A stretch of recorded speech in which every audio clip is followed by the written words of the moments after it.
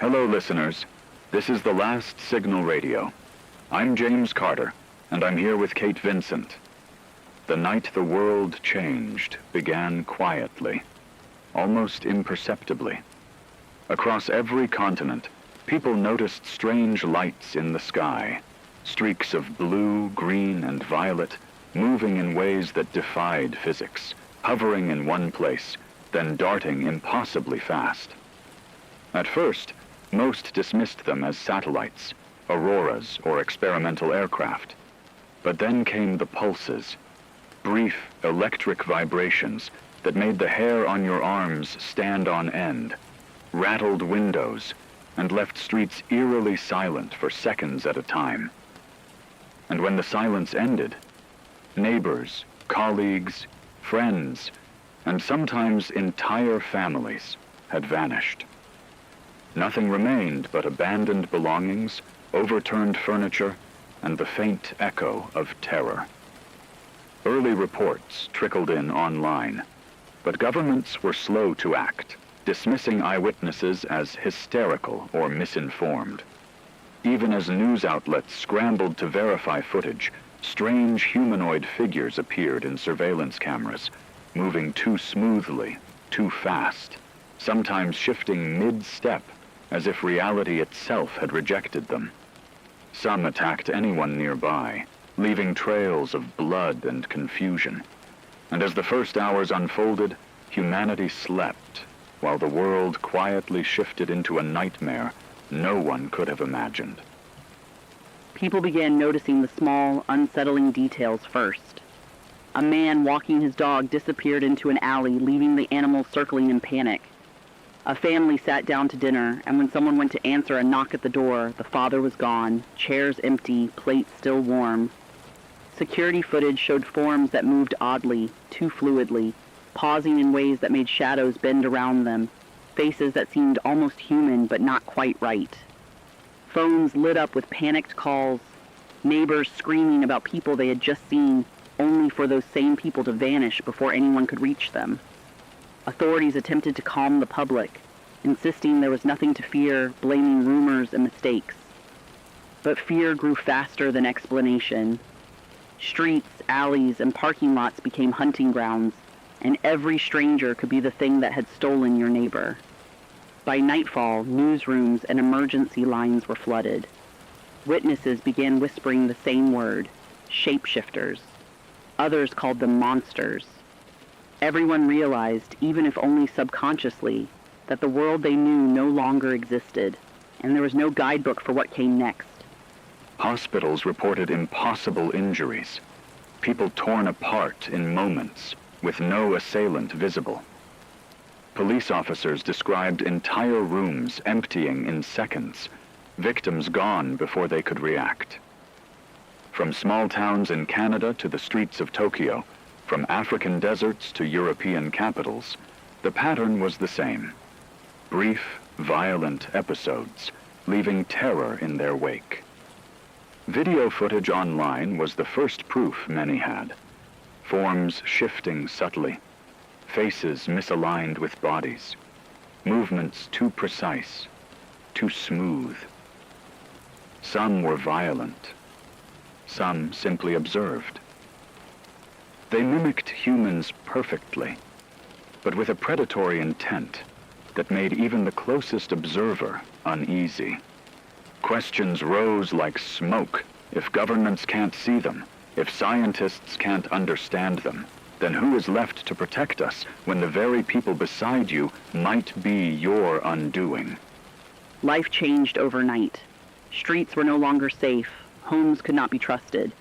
Offices, schools, hospitals, anywhere humans congregated, became places where the line between human and inhuman blurred. Early responders attempting to rescue victims often disappeared themselves. By the end of that first day, fear had rooted everywhere. News stations scrambled to report, but communications were spotty, fragmented. Social media became a dangerous lifeline, spreading warnings, rumors, and panic in equal measure. Small survivor groups began forming, trusting only the people they knew well, using secret codes and verification methods to ensure no shapeshifter walked among them. Even then, uncertainty lingered. Every familiar face could be an enemy, every voice a trap. Humanity had entered a world where the ordinary rules no longer applied. Survival depended on vigilance, suspicion, and the courage to face an enemy that wore your neighbor's skin. The apocalypse had arrived, invisible, unstoppable, and perfectly disguised. The first confirmed attacks happened in the quiet of suburban streets, when the world was still trying to process the disappearances. A family grocery store became ground zero. Witnesses described a man who had just walked in, smiling and chatting, suddenly lunging at the cashier with impossible speed, his eyes glowing faintly in the dim lights. In seconds, screams erupted, blood sprayed, and the attacker, whatever it was, vanished behind the bodies, reappearing moments later at the door, perfectly calm, wearing the skin and face of one of the store clerks. Panic spread instantly through social media posts and phone calls. Everyone realized in horror that the people standing beside them might no longer be human. Friends, co-workers, neighbors, even family members. Anyone could be an imposter. The shapeshifters were no longer unseen. They were here, fully revealing themselves, and lethal. The sense of normalcy evaporated overnight, replaced by a deep, gnawing paranoia. People began locking doors, avoiding crowds, and scrutinizing faces for the slightest hint of something wrong, knowing that one mistake could mean death. And once that realization hit, it spread faster than the attacks themselves. Communities fractured immediately. Phone lines rang off the hook with frantic messages. "He's not my brother, he's something else. She came back from the market, but she's different. Trust no one." The shapeshifters were meticulous. They copied speech patterns, remembered private details, even mimicked emotions convincingly. No one could be sure who was human anymore. Friends who had lived side by side for years were eyed with suspicion, and any casual touch or friendly gesture became a test of life and death. Even the simplest human interactions were now charged with fear, tension, and calculation. People whispered strategies for identifying imposters, sharp objects to test reflexes, sudden questions about shared experiences or tiny behavioral cues. But the shapeshifters adapted quickly, learning, evolving, and making every test a dangerous gamble. Social trust collapsed as suspicion became instinct, and neighborhoods that had been tight-knit for decades turned into fortresses of isolation. In the chaos, law enforcement struggled to respond. Officers arrived at reports of violent incidents, only to find themselves surrounded by people who looked human, but moved with terrifying precision and intent. Any attempt to engage often ended with casualties, not just from the shapeshifters, but from panicked civilians lashing out at anyone they didn't recognize. The media coverage amplified the fear, showing blurred figures attacking, then disappearing into crowds as if blending into reality itself. Governments scrambled to issue guidance, but advice like "stay indoors" or "avoid strangers" felt useless when the enemy wore the faces of those you loved. Communities began forming ad hoc militias, citizens arming themselves with whatever they could find. Every interaction became a calculated risk. The streets themselves, once familiar, became hunting grounds where the line between predator and prey was invisible. Fear wasn't just an emotion. It was survival. By the end of the first week, entire towns were locked down. Curfews became law, though enforcement was inconsistent because even soldiers and police could not always be trusted. People abandoned homes, moved into fortified locations, or joined ragtag survivor groups for safety in numbers. Relationships disintegrated under the weight of uncertainty. Marriages fractured, friendships dissolved, and families hesitated to approach one another. At every moment, a simple smile or familiar voice could hide a lethal deception. Hunger, cold, and desperation collided with fear of the shapeshifters, forcing humans to make impossible choices. Trust became the most dangerous currency, and paranoia the strongest weapon. By then, it was clear. The shapeshifters were not just invaders. They were an infection in the social fabric, turning every human connection into a potential threat. The apocalypse had taken a new form. Not just destruction, but deception, and the rules of the world had shifted forever. The world began to feel like a house of mirrors. People realized quickly that looking at someone wasn't enough to know if they were real. The shapeshifters weren't just killers. They were perfect imitators. They copied voices, mannerisms, gestures, even the subtle habits that made someone human. A friend could speak your name with the exact inflection you expected, smile at you the way they always did, and still be a predator, hiding behind familiar skin. Panic deepened when survivors discovered entire communities had been infiltrated without their knowledge. Packs of shapeshifters hunted with frightening intelligence, sometimes acting alone, sometimes coordinating like military units, exploiting fear and chaos to their advantage.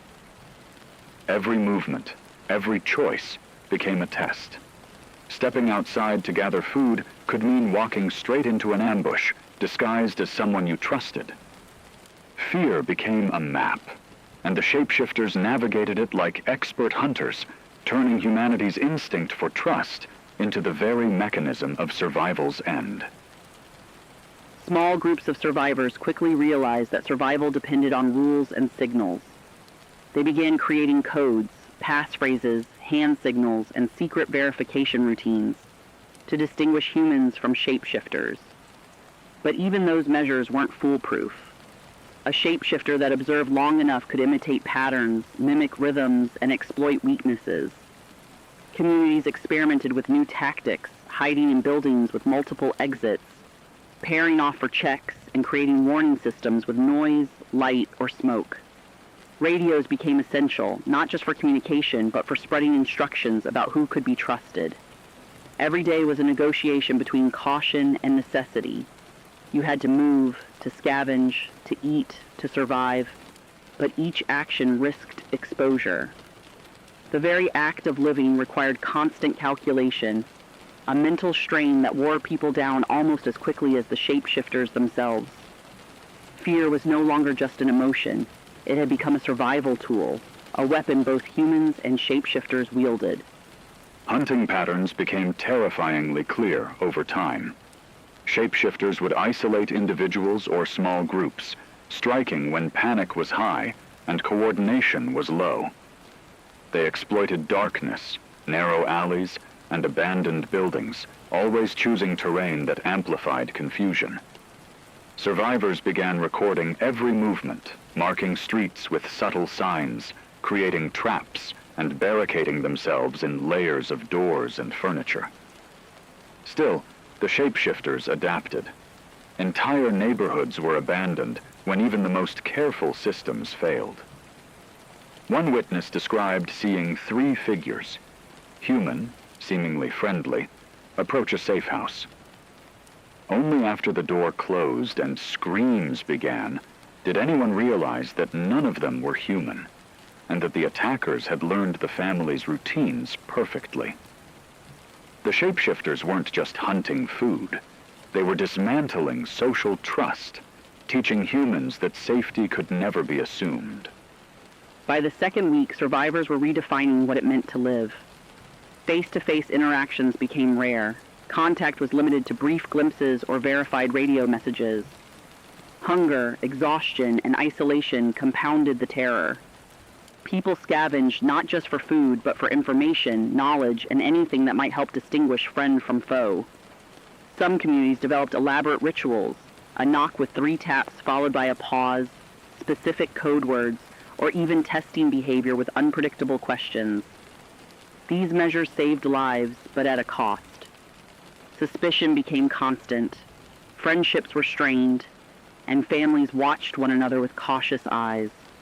The shapeshifters thrived in this environment of mistrust, feeding not only on flesh, but on the fear, paranoia, and fractured human connections that left survivors isolated and vulnerable.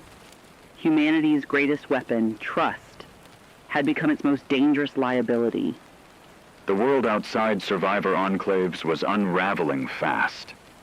Cities once thriving with life turned into arenas of panic and violence. Mass panic fueled riots, looting, and desperate crowds fighting for food and shelter.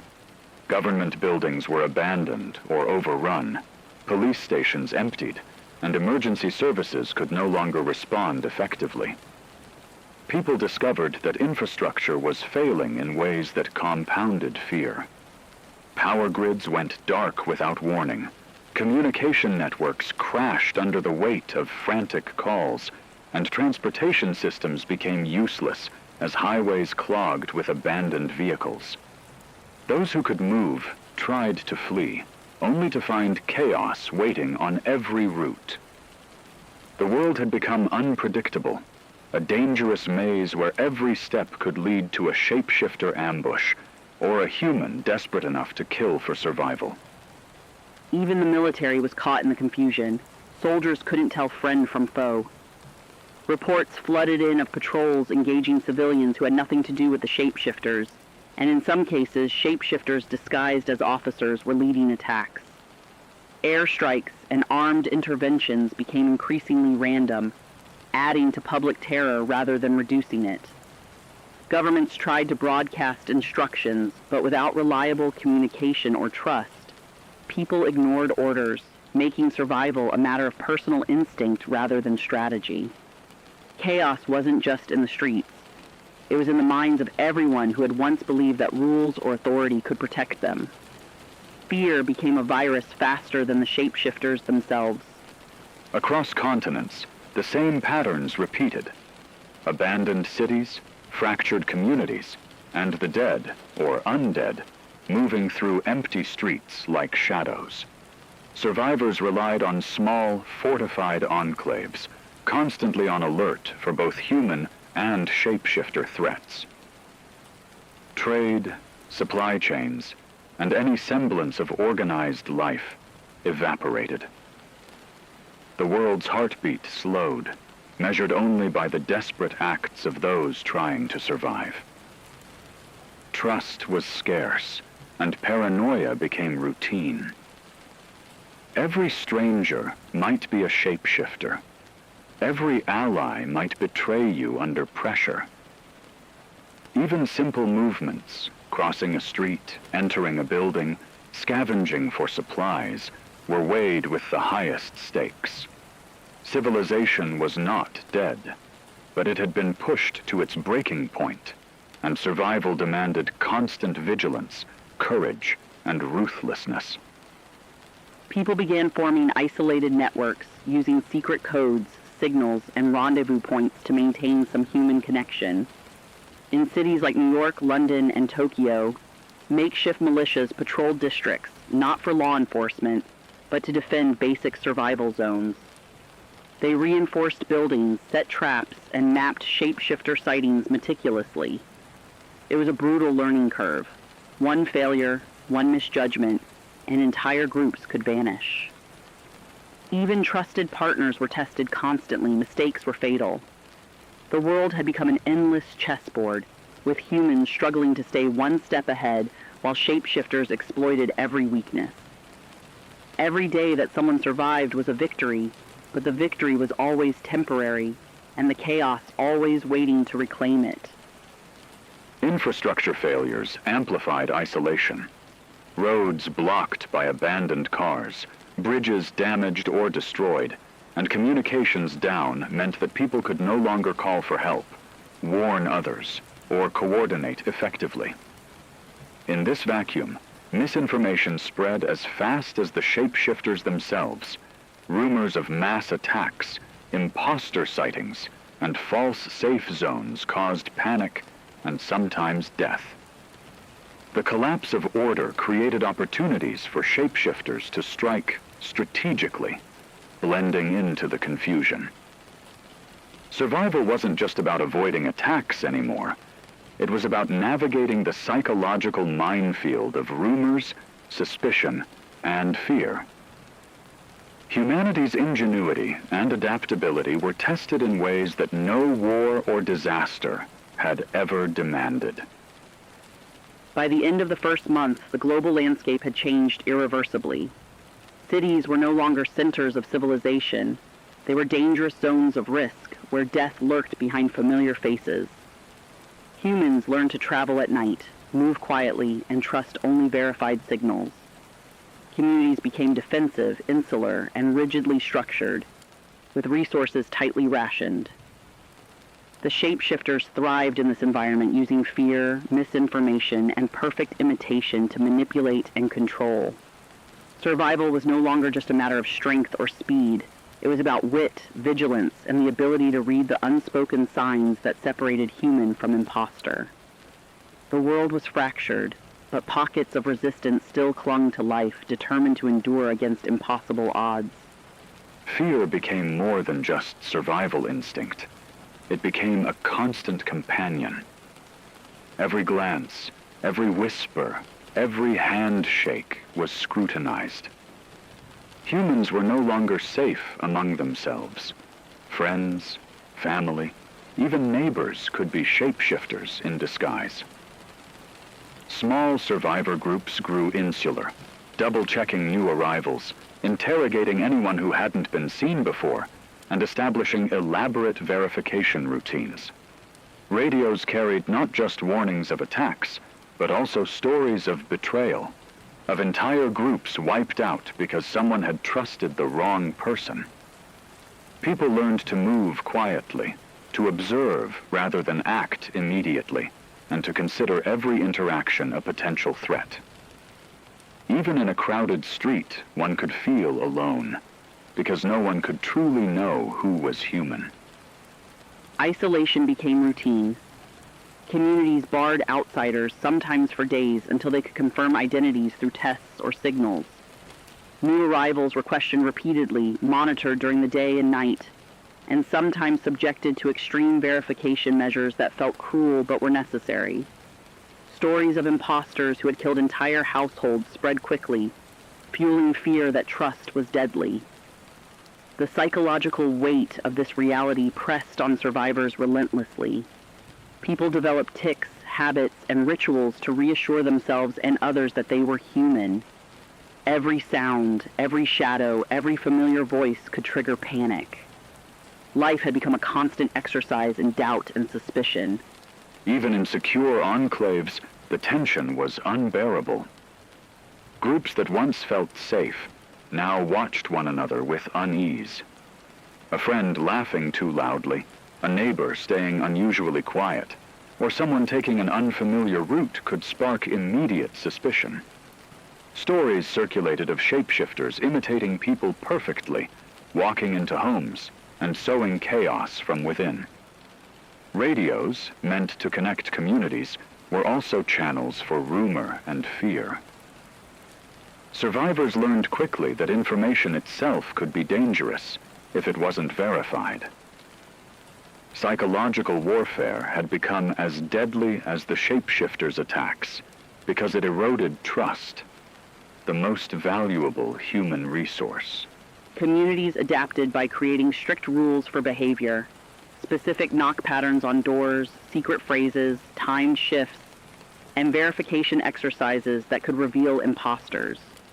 Even mundane routines became layered with caution. Meals were shared only after checks. Supply runs were conducted in pairs with careful observation. But the shapeshifters were clever, always studying patterns, waiting for predictability to exploit. Human error was the enemy, and the fear of error was omnipresent. This constant mental vigilance exhausted survivors, making every day a psychological battlefield where paranoia was survival. Suspicion became both shield and prison.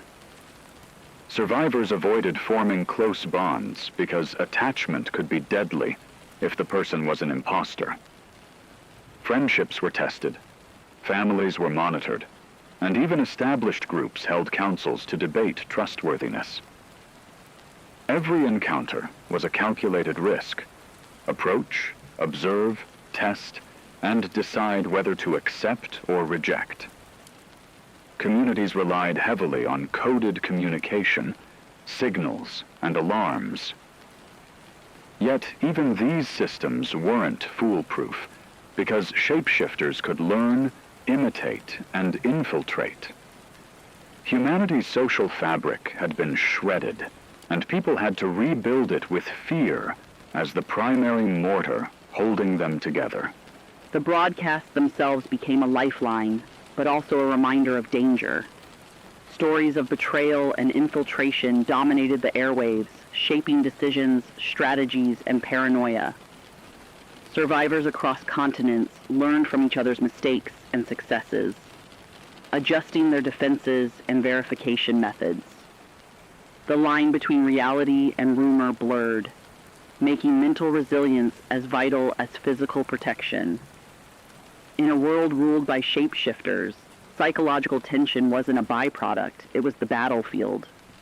Trust, doubt, fear, and vigilance had replaced normal life, and only those who mastered this new reality could survive the shapeshifter apocalypse. Cities had become death traps.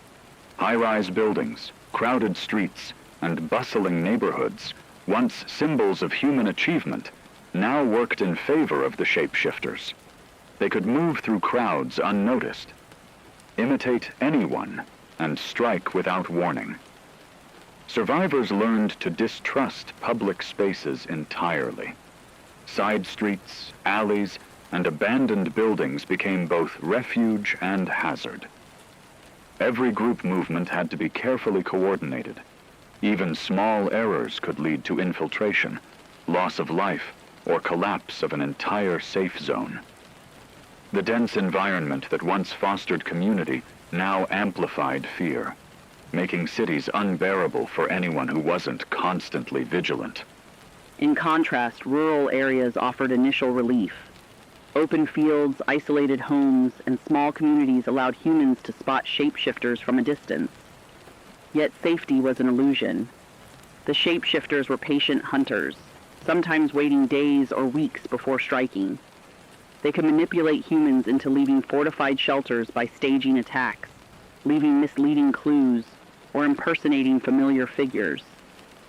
The apparent calm of the countryside became a dangerous trap for the unwary, and complacency was punished swiftly. Humans discovered that the shapeshifters' reach extended far beyond the city streets, and isolation could be as deadly as overcrowding. Survivors adapted quickly, turning buildings into fortified zones and creating intricate safe houses with multiple layers of defense. Secret signals, passwords, and observation points became standard. In cities, people barricaded apartments and controlled access to entire blocks, while in rural areas, small compounds were disguised and camouflaged with perimeter alarms and escape routes.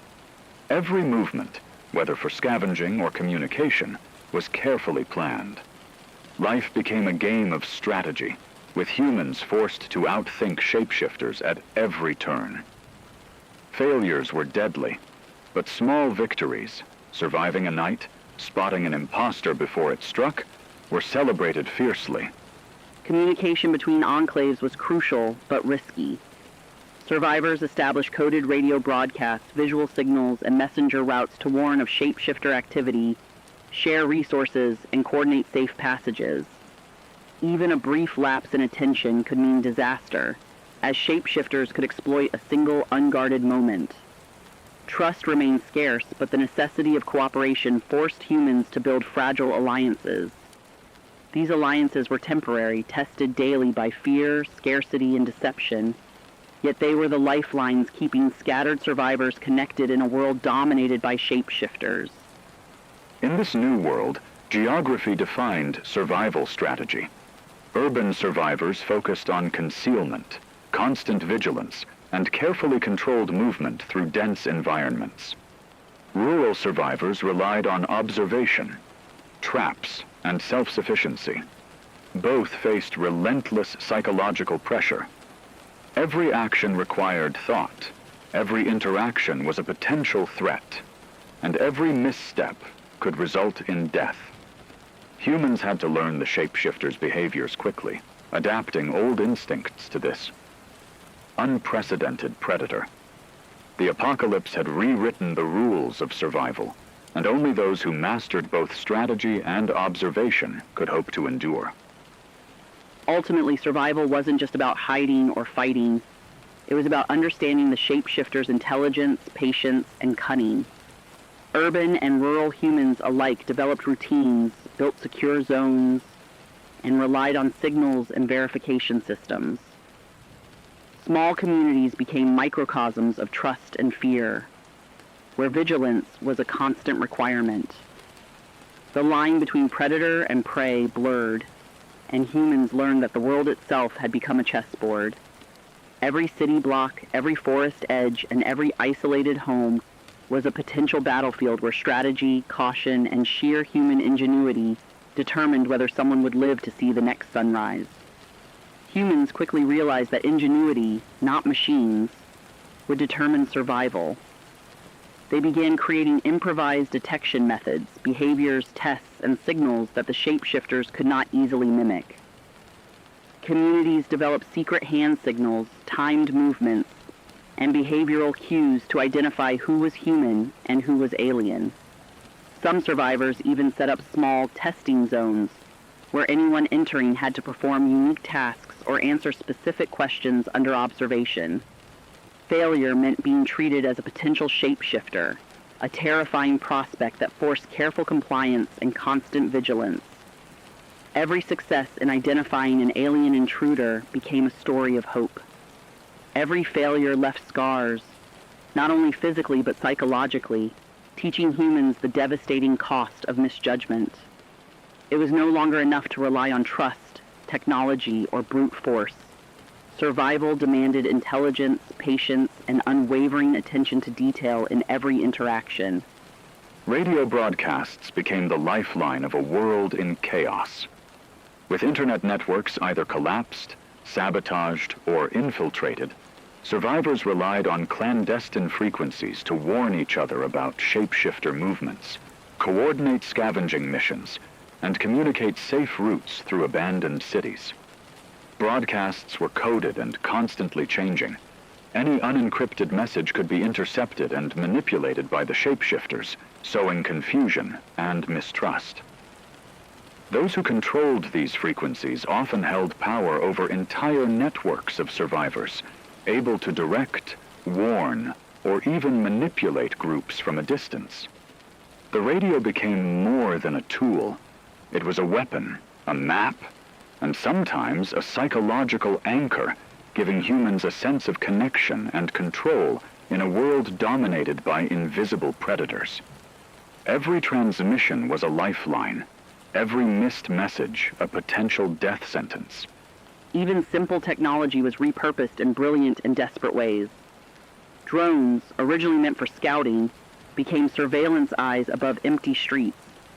Security cameras were rewired to monitor approaches to safe zones.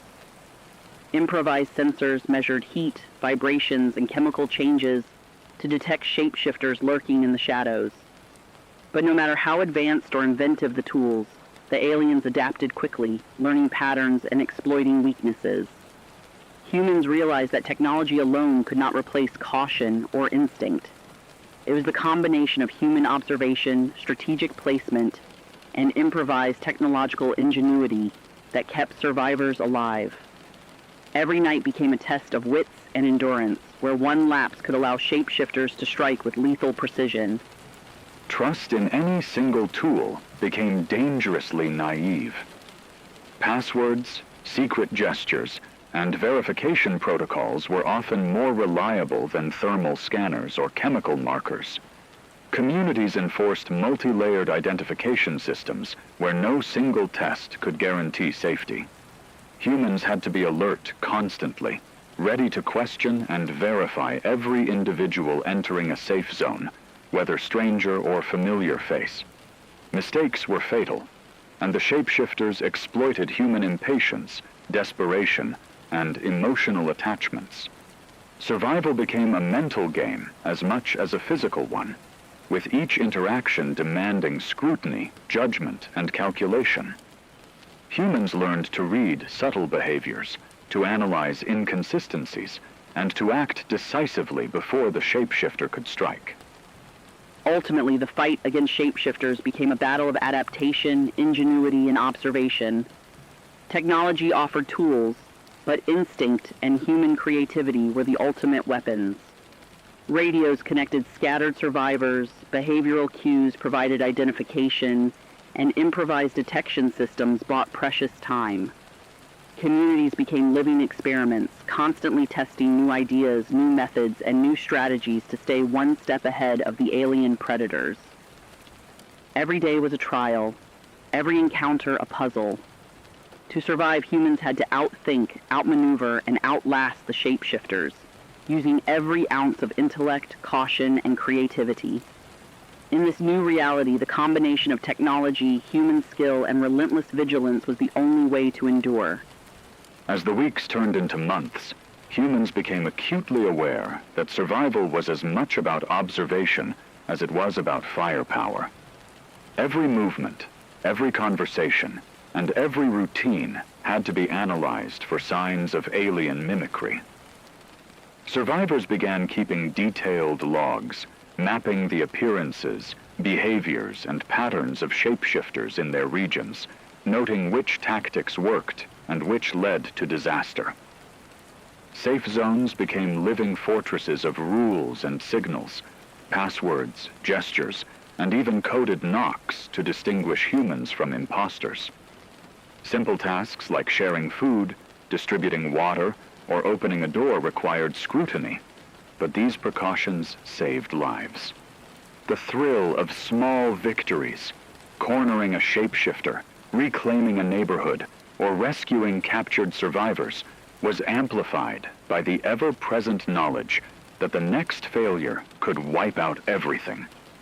Radios buzzed constantly with intelligence, warnings, and survival tips, keeping humans connected even as the threat stretched across continents, reminding them that adaptability was their only true weapon. Yet no success came without a shadow. The shapeshifters were learning, adapting, and growing bolder, exploiting human emotions, hesitation, and exhaustion. Entire settlements fell not from brute force, but through deception. A shapeshifter impersonating a leader or medic, quietly sowing chaos, and then striking when defenses were weakest. Survivors were forced to make impossible choices, sacrificing supplies, leaving friends behind, or abandoning secure locations to avoid traps. Trust became a luxury few could afford, and paranoia became instinctual. Even family units were not immune. Children, siblings, and parents were constantly checked, observed, and sometimes suspected. The psychological strain was as lethal as the aliens themselves. Every whispered story over a crackling radio, every report of a neighbor turning violent reinforced the harsh reality. Survival was no longer a question of courage or weaponry alone. It required intelligence, constant vigilance, and an almost obsessive attention to detail, because the shapeshifters could take the shape of anyone, and anyone could be the end of you. As time passed, humans became increasingly attuned to the behaviors of the shapeshifters, treating every interaction, every movement, as a potential clue to survival. They noticed that some aliens had patterns, pauses in speech, micro-expressions, or unnatural timing in tasks that betrayed their imitation. Teams of survivors began keeping meticulous notes, documenting sightings, behaviors, and attack patterns. Neighborhoods and safe zones became training grounds where new members were drilled in identifying these subtle cues. Even a tiny hesitation in a handshake or a misstep while walking could signal danger. These observations didn't guarantee safety, but they provided a mental edge, a slim but vital advantage in a world where the predator could look and sound exactly like you, and every mistake could be fatal. Humanity's survival increasingly depended on attentiveness, memory, and the ability to think critically under extreme pressure. Meanwhile, safe zones evolved into highly organized micro-societies, balancing caution with functionality. Patrols rotated constantly, observation logs were shared daily, And elaborate signaling systems, gestures, coded knocks, and radio sequences became standard practice. Radios connected distant survivor groups, allowing warnings, strategies, and lessons learned to travel beyond local boundaries. But these lifelines carried constant risk. A single misinterpreted signal could draw a shapeshifter into the heart of a community or trigger panic, causing confusion and death. Every message, every movement, every decision was weighed against the possibility of alien deception. In this fractured, high-stakes reality, human ingenuity wasn't just admirable, it was essential. Survival demanded creativity, discipline, and an unrelenting focus on the fine line between safety and annihilation. Every confrontation with a shapeshifter became a brutal lesson in strategy, patience, and observation. Even when humans failed, when a safe house was breached or an alien escaped undetected, they learned something vital. The way shapeshifters reacted under pressure, how they manipulated fear, and which human instincts they exploited. Over weeks and months, patterns emerged. Survivors began anticipating ambushes, predicting how a shapeshifter might move through a building or which approach it might take to blend in. Small victories, cornering a shapeshifter, saving a community, or recovering lost supplies, offered rare moments of hope, though fleeting. The stakes were constant. One wrong decision could erase days of planning and cost lives instantly. In this relentless cycle, knowledge, awareness, and adaptability became just as deadly and just as necessary as any weapon or trap. Humanity's survival depended on learning faster than the enemy and thinking ahead in a game where every move mattered. The thin line between survival and catastrophe is defined every day.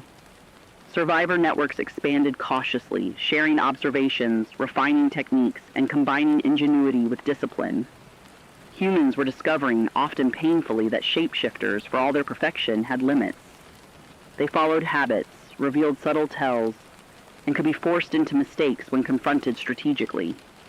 Every successful identification, every night survived, every reclaimed building became a small but critical triumph, a piece of knowledge that could be applied elsewhere. And yet the shadow of failure was always looming.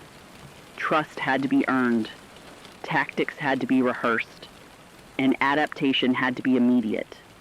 Survival demanded constant awareness, unyielding resolve, and the ability to evolve faster than the shapeshifters hunting them, turning fear itself into a tool for learning and resistance.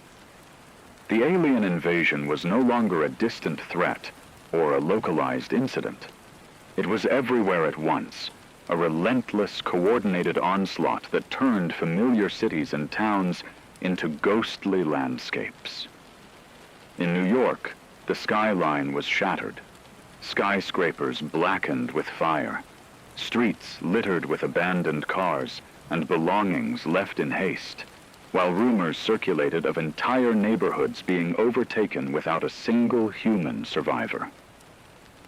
Thousands of miles away, in the frozen tundras of Siberia, remote research outposts and small villages disappeared under strange lights, leaving only skeletal structures and strange footprints in the snow.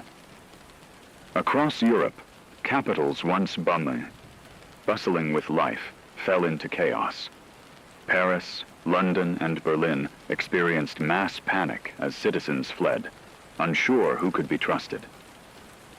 On distant Pacific islands, isolated communities found themselves besieged by shapes that could mimic anyone they had ever known, moving silently and striking without warning. Reports came in constantly, fragmented and contradictory. Entire towns vanished overnight. Military outposts fell under mysterious circumstances, and every attempt at defense seemed to fail before it could even begin. The simultaneity of the attacks created an almost unbearable sense of helplessness. No nation, no government, no army could mount a coordinated response. Command centers were infiltrated, communication lines sabotaged or mimicked, and panic spread faster than any virus. Humanity, once confident in its systems and structures, now found itself scattered, isolated, and forced to think in terms of immediate survival rather than long-term strategy. Improvisation became a necessity, and every decision was a gamble. Trust had become a deadly liability, and the world had turned into a vast, unpredictable theater where danger could strike at any corner. Every region responded differently, adapting to the invasion as best as they could, but no solution was universal. In cities, survivors banded together to form militias, barricading streets, reinforcing buildings, and setting up improvised observation posts to detect imposters among them. Every passerby was a potential threat. Every familiar face could be a shapeshifter hiding in plain sight. Rural areas, initially thought to be safe because of their low populations, became traps of their own. Shapeshifters moved silently through forests, copied missing neighbors, and lured humans into exposed fields or abandoned homes, turning isolation into vulnerability. In urban zones where infrastructure had collapsed, underground networks became vital lifelines. Subway tunnels, abandoned factories, and hidden bunkers offered temporary safety, but also demanded constant vigilance. A single misstep could bring the aliens inside. Meanwhile, scattered scientists and researchers working in secrecy captured and studied shapeshifters when possible, searching for weaknesses or predictable behavior patterns that could give humanity a fighting chance. Across continents, this patchwork of resistance became the New World Order. Scattered survivor cells, fortified enclaves, and secret laboratories operating independently, each adjusting to its own environment and the unpredictable tactics of an enemy that could imitate the very people they loved. In a world fractured by fear, improvisation was survival, and every small victory against the shapeshifters was a testament to human resilience, even as the global threat continued to loom over every city, forest, and settlement with unrelenting pressure. The simultaneous chaos made hope a fragile, almost fleeting commodity, something survivors clung to but never fully trusted. Across the globe, patterns emerged, only to crumble again the next day. A victory in one city, like a fortified district in New York or a small militia outpost in London, might bring temporary relief, but it meant nothing when reports came in of an entire village or research station being overrun in Siberia, or a Pacific island cut off and silently picked apart by shapeshifters. Survivors quickly learned that success in one pocket of humanity offered no guarantees anywhere else. In some regions, people relied on stealth, moving silently through ruined streets, scavenging supplies, and avoiding confrontation whenever possible. In others, desperation drove communities to strike back aggressively, attempting coordinated attacks on packs of shapeshifters, only to be met with cunning ambushes, betrayal, or bodies being replaced by perfect imposters the next morning. Fear became constant, almost a second skin, and paranoia instinctual. Families learned to hesitate at every knock on the door. Neighbors scrutinized each other's behavior. And even those who had survived months of this nightmare could be blindsided in an instant by a shapeshifter perfectly imitating someone they loved, or someone they thought they had lost long ago. The world had transformed into a web of tension, a vast chessboard of uncertainty, where every decision, every movement could tip the balance between life and death. No moment was safe, no victory permanent. The very fabric of society had unraveled, leaving humans to navigate a world ruled not only by fear, but by entities that could wear the faces of those they once trusted. Communication had become humanity's lifeline, and simultaneously its greatest vulnerability. Radio networks crackled with coded transmissions. Clandestine messages passed through underground channels, and improvised signaling systems connected isolated pockets of survivors across continents. From scientists hiding in ruined laboratories to militia leaders coordinating patrols in fortified districts, every individual who could transmit or receive information became critical to the fragile web of human resistance. Yet every transmission carried inherent danger. A shapeshifter could intercept the signal, mimic the sender, and twist instructions into traps or false hope.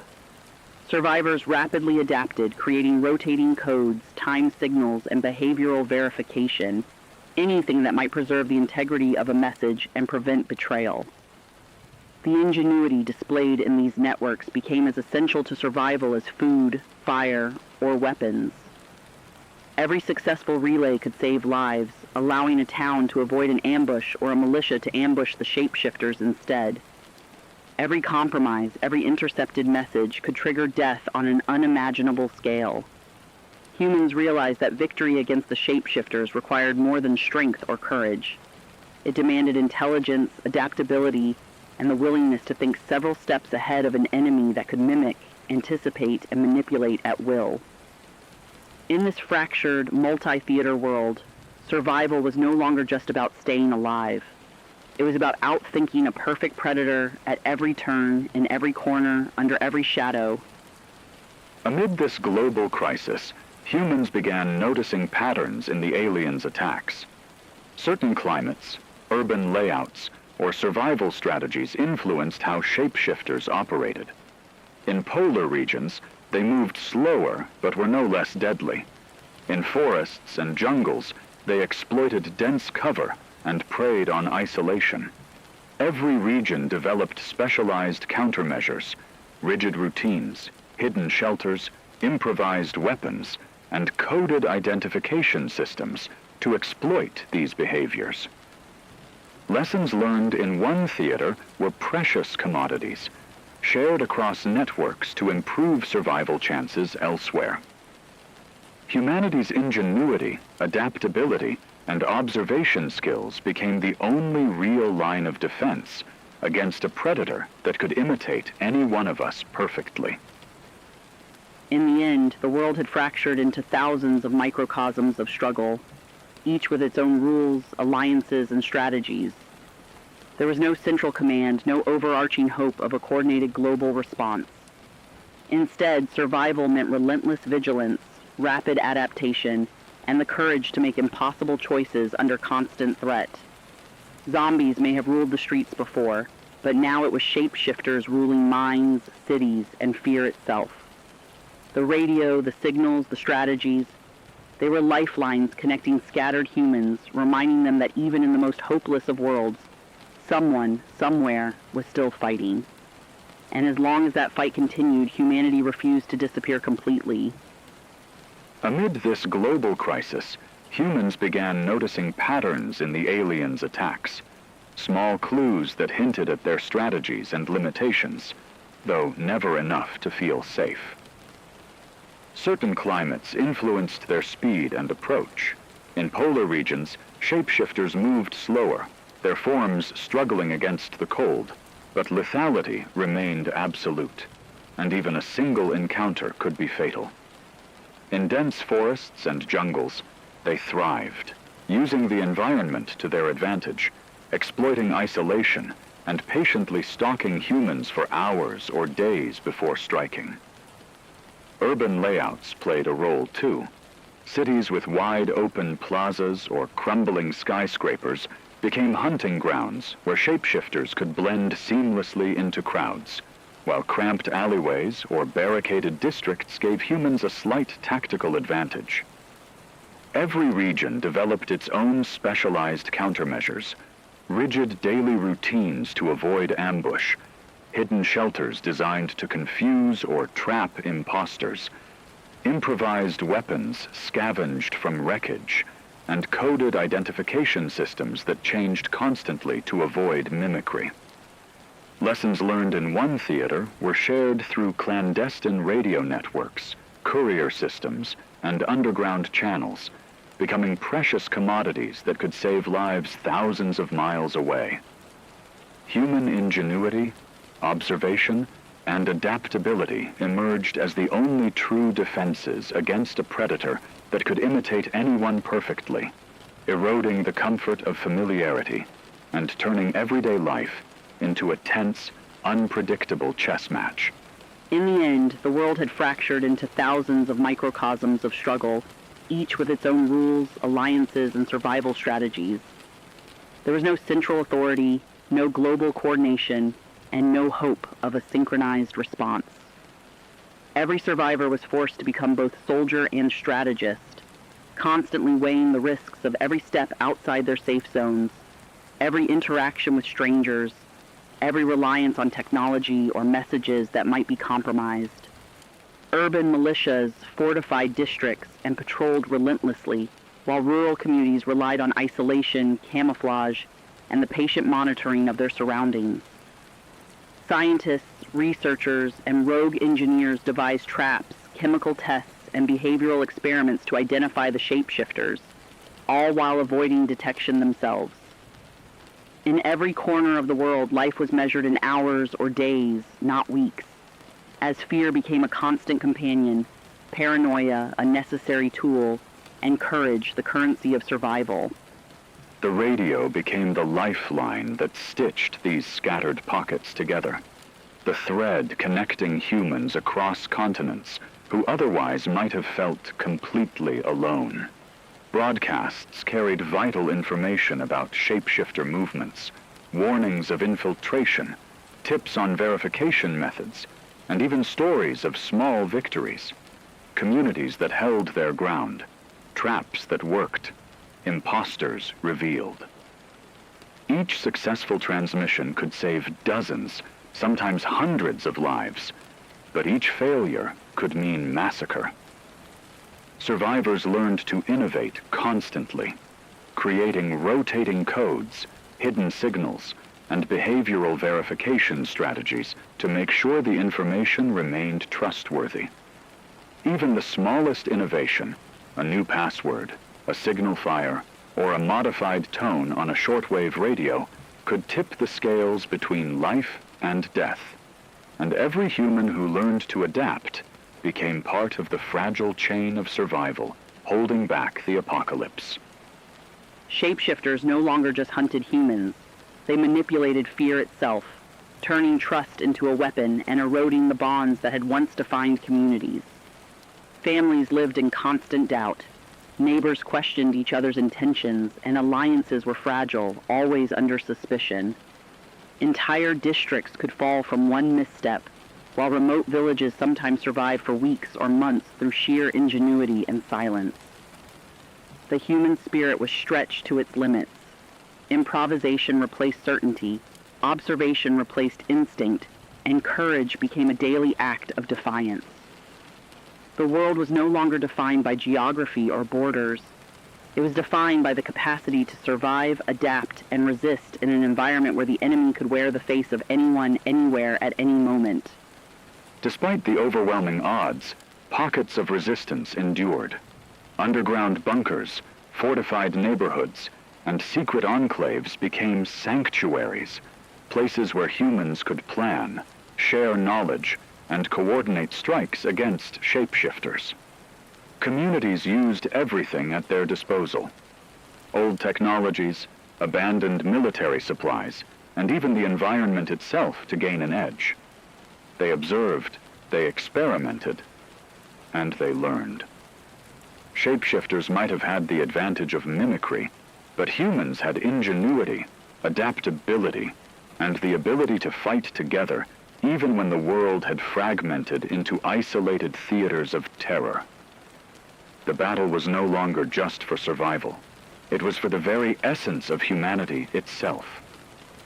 And so the fight continued, relentless and global. From the ruins of shattered cities to frozen forests, from hidden bunkers to makeshift camps, humans kept resisting, learning, and connecting through fragile lines of communication. The shapeshifters ruled fear, uncertainty, and chaos, but humans refused to vanish. The radio, the coded messages, the signals of life, it all reminded them that despite the horror, despite the mimicry and the infiltration, there was still hope, however slim. As long as someone, somewhere was fighting, humanity would endure. And in a world where every face could hide a predator, The simple act of staying alive, watching, and learning became the greatest victory of all.